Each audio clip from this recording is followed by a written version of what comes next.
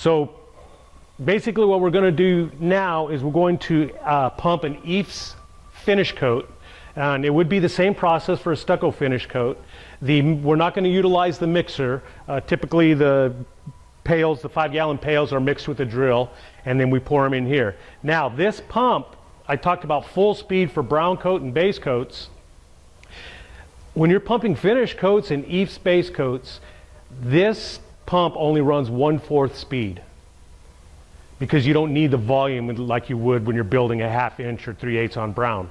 So this pump, the components in the pump, the packing assemblies, will literally last months and months with proper cleaning.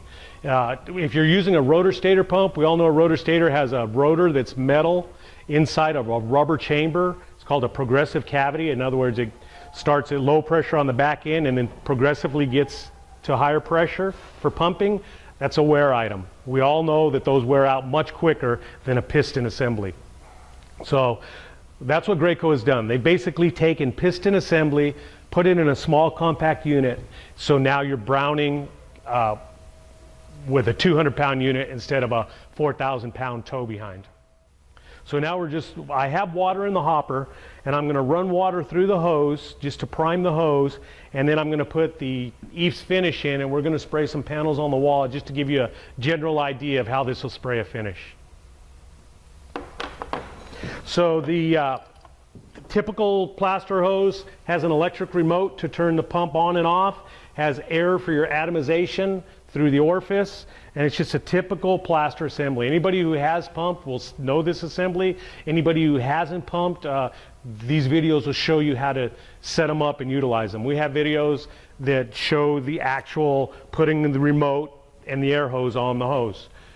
It's done in a specific manner so that you make sure and have enough air hose to turn the nozzle, and you don't have lines hanging out that you're tripping on while you're on the job. So there's a very specific way to do this. Anybody who hasn't pumped, find our video on YouTube, setting up a hose, and you'll be able to see how we actually set up this hose. Typically when I run anything through a hose, I take my nozzle off to make sure I get good flow of material through the end of the hose.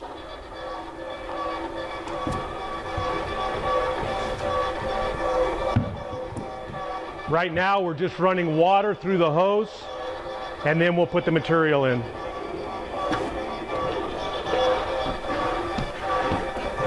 So if I don't have enough water to fill the hose, I put my hand over the end of it and I can feel pressure building, so I know it's pumping water. I always do that just to make sure the pump is pumping. Okay, so we're simply loading the hopper with the material. We've run the water through.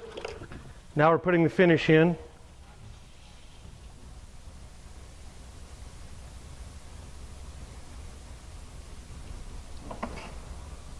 And once I get material to the end of the hose, that's when we will put the nozzle on.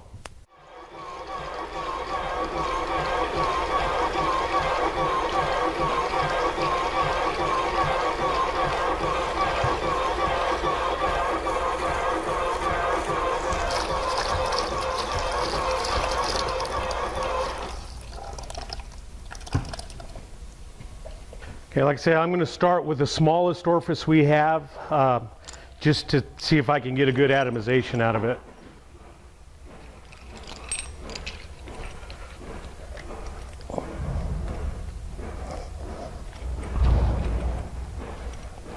What we have here is a mini shield. This is fairly new to the industry. In the past, this is the type of shield we would use. It goes over the outside.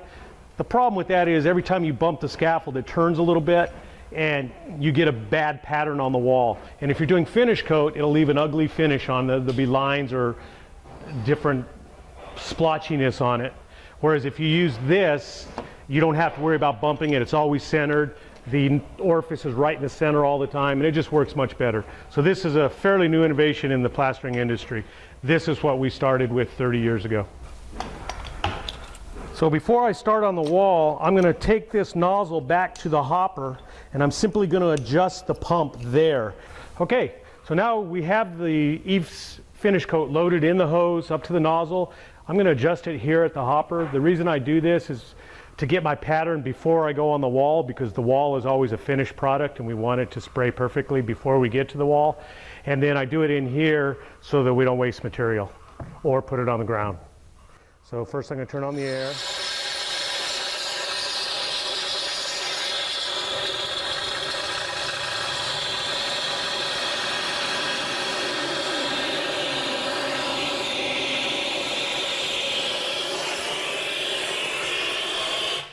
I'm a little bit fast, so I'm going to turn it down. This thing for finish coat runs about 1/4 speed.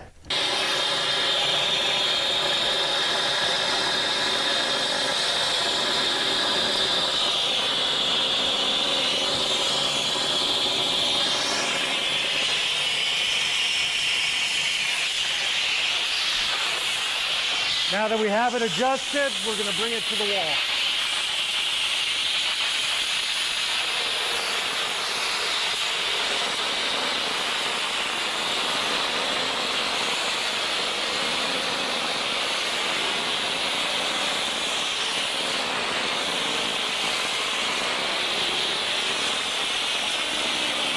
This first coat is a very light coat. We're just trying to cover the wall.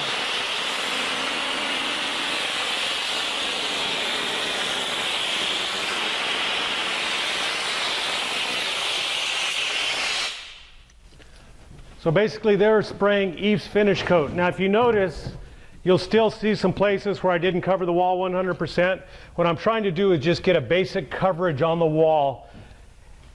What I'll do is I'll let this dry and then I'll come back. So I may go and do 1,000 square feet out on the wall and then come back to this after it's already dried. At that point, I can see, it changes color a little bit when it dries, and I can see the subsequent coat going on, and to make sure that I have a consistent pattern.